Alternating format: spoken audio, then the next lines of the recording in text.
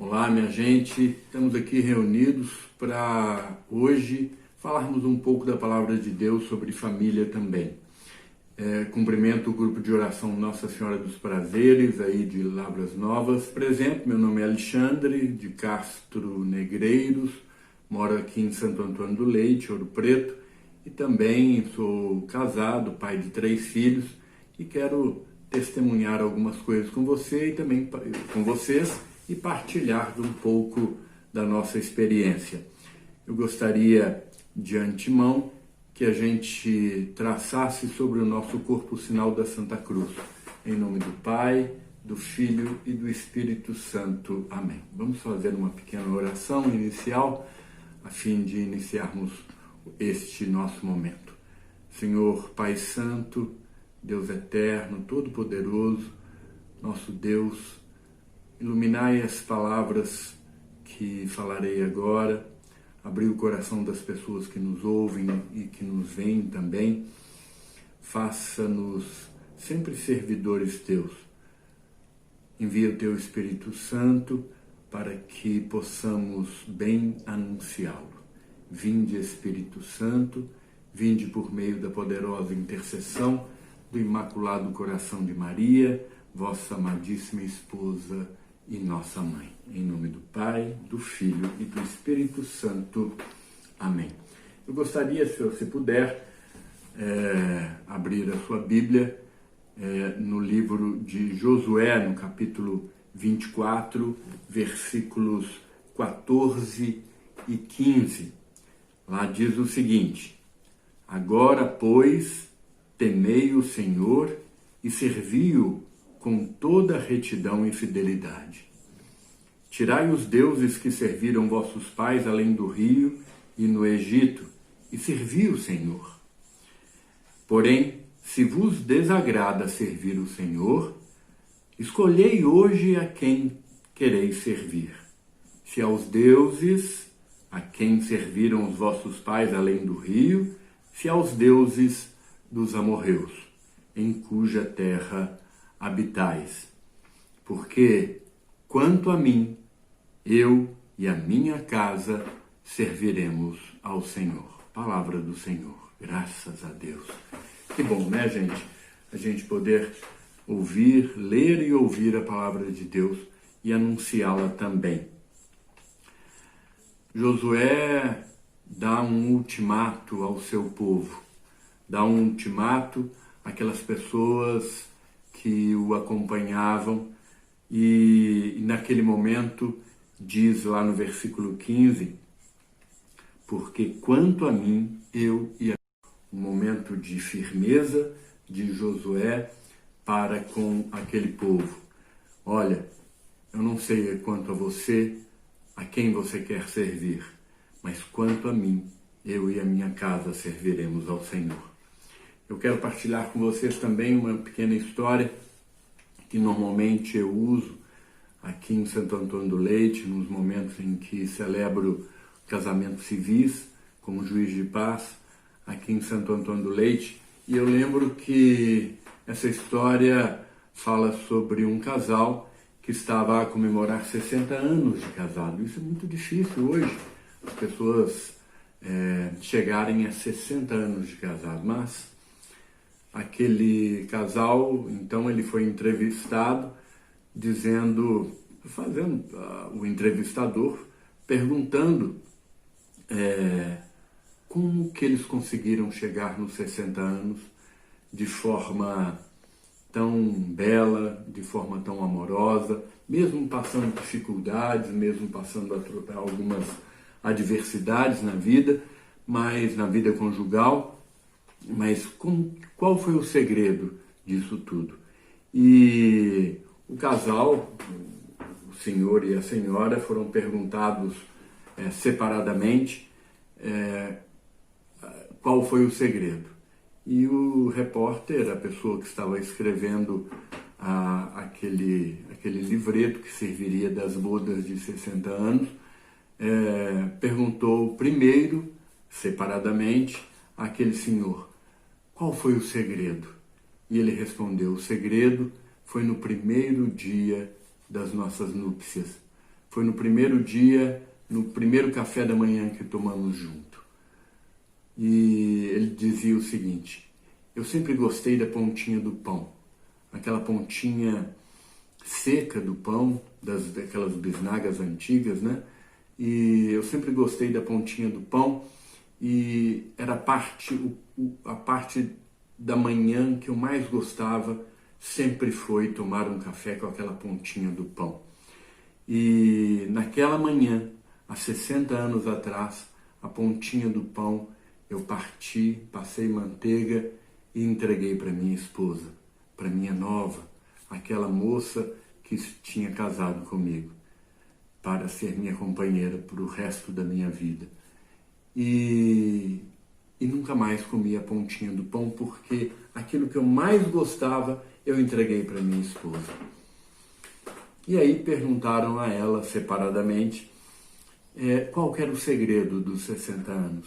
E ela disse o seguinte: foi durante o segredo dos 60 anos de um bom convívio, foi durante 60 anos comer a pontinha do pão que o meu esposo me deu pelo café da manhã. A parte que eu mais detesto do pão foi a parte que ele me deu. Mas eu detesto o pão, mas não o gesto dele, não a forma com que ele se desprendeu daquilo que ele mais gostava, eu daí por diante comecei a amar. É assim que a gente deve fazer na nossa vida. O desprendimento, a tolerância, o amor, a fraternidade, tudo isso a gente deve levar no nosso casamento. Eu sou casado há quase 30 anos, já passamos por diversas adversidades, eu e a Tânia, mas muitas vezes, jogamos os nossos joelhos no chão. Jogamos os nossos joelhos no chão e sempre com um terço na mão. O terço, o Santo Rosário, como dizia Pio XI, é um verdadeiro escudo contra as maldades do mundo. Que você, que me ouve e que me vê, possa também se desprender das coisas que te fazem separar do teu marido ou da tua esposa. Engula muitas vezes, conte 1001 vezes. Uma vez vendo uma entrevista, ou melhor, uma palestra que o nosso amado Padre Léo fez também falando sobre casamento, e ele dizia o seguinte, que um dia um homem chegou a um sacerdote e perguntou a ele, dizendo para ele que as coisas na casa dele não iam muito bem. E ele ficou sabendo que tinha uma água benta que aquele sacerdote tinha trazido de Jerusalém, tinha trazido de Israel, que a água era tão benta que foi retirada lá do Rio Jordão, e que ele pudesse dar um pouco daquela água para ele, porque as coisas na casa dele não iam muito bem. E aquele sacerdote foi até lá dentro, trouxe uma garrafa daquela água e entregou para ele. E disse um segredo. O segredo era o seguinte: quando vocês começarem a discutir, quando ela começar a discutir com você, beba dessa água benta, mas não engula, mantenha na boca. E assim ele fez. Todas as vezes que começava uma discussão, ele pegava um pouquinho daquela água e punha na boca, mas não engolia. E só engolia depois que tudo terminava. Pouco tempo depois, ele passou na casa daquele sacerdote e disse a ele: olha, seu padre, que maravilha aquela água lá do Rio Jordão que o senhor me deu. Tudo lá em casa está às mil maravilhas, porque as discussões acabaram, as brigas acabaram, e aquele sacerdote levou aquele homem até a cozinha da casa paroquial e mostrou para ele um filtro de barro e falou: olha, essa água foi retirada daquele filtro. Daquele filtro de barro, é uma água comum, mas vocês decidiram não discutir mais. Quando um não quer, dois não brigam.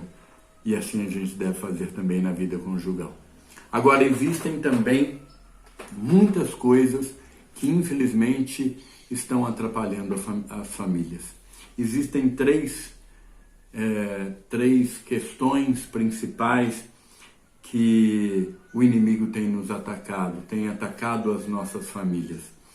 E Satanás usa disso como artimanha para destruir a principal criação do Senhor Deus, que é a família. O próprio Senhor Jesus, o próprio Deus, quando se encarnou, quis também nascer de uma família. E aí pensou em Nossa Senhora, em Maria Santíssima, a Virgem Maria, a sempre Virgem Maria. E esses que eu enumerei para vocês, esses três principais ataques que atacam a família, que destroçam as famílias,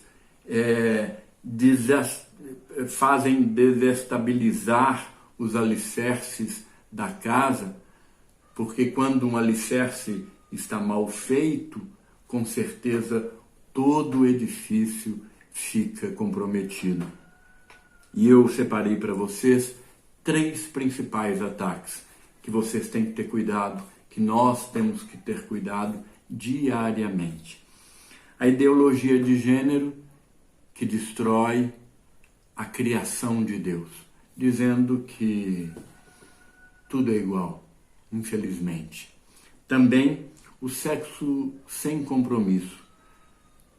Permitam dizer a vocês que o sexo sem compromisso é um pecado e atenta contra a família também. E a separação e o divórcio, porque o que Deus uniu, o homem não pode separar. Quero deixar essa mensagem para vocês. Quero deixar essa mensagem de força e também de esperança. Coloquem sempre os joelhos no chão, peguem o terço, rezem o terço em família. Infelizmente, nós temos visto hoje, e como diz aqui, porém, se vos desagrada servir o Senhor, escolhei hoje a quem quereis servir. Se aos deuses a quem serviram os vossos pais além do rio, se aos deuses dos amorreus em cuja terra habitais.